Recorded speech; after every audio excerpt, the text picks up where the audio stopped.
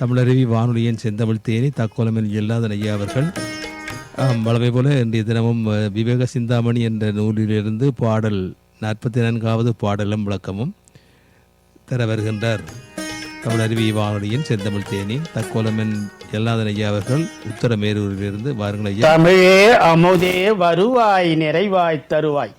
உலகெங்கும் உள்ள தமிழ் உறவுகளுக்கும் ஜெர்மனி தமிழருவி வானொலிக்கும் இயக்குநர்கள் தமிழ்வேல் திரு நைனை விஜயன் அவர்களுக்கும் தமிழ்ச்சுடர் திருமதி சசிகலா நைனை விஜயன் அவர்களுக்கும் நேயர்களுக்கும் மற்றும் உள்ள அனைவருக்கும் என் வணக்கம்.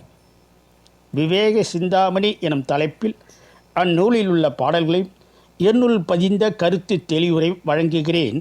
தக்கோலம் என் ஜலநாதன், உத்திரமேரூர், தமிழ்நாடு. விவேக சிந்தாமணி பாடல் 44. செல்வம் சேர்ந்தால் வரும் தீமை. பெரித்திடு செல்வமாம் பிணி வந்துற்றிடில் உரு தெரியாமலே ஒளி மழுங்கிவிடும். மறுத்துளதோ எனில் வாகடத்திலை தரித்திரம் எனுமோர் மருந்தின் தீருமே. செல்வம் சேர்ந்தால் வரும் தீமை. பெருத்திடு செல்வமாம் பிணி வந்து உற்றிடில். பெருத்திடு செல்வமாம் பிணி வந்து உற்றிடில் உரு தெரியாமலே ஒளி மழுங்கிடும்.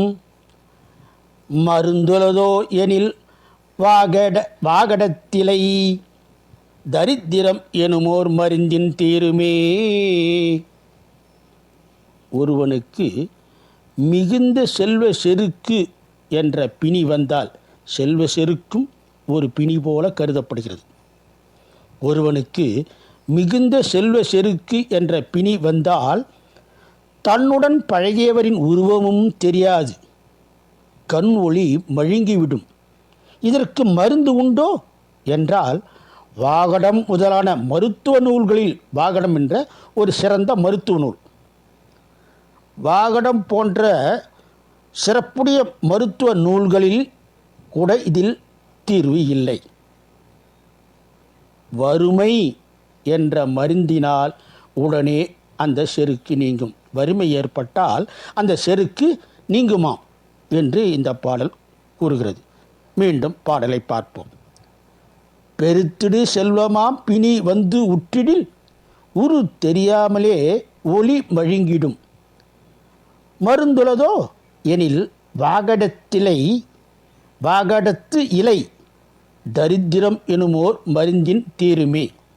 இத்துடன் இன்று நிறைவு செய்து தொடர்ந்து வரும் நாட்களில் விவேக சிந்தாமணி உள்ள பாடலையும் என்னுள் பதிந்த கருத்து தெளிவுரையும் பார்ப்போம். வாய்ப்பளித்த ஜெர்மனி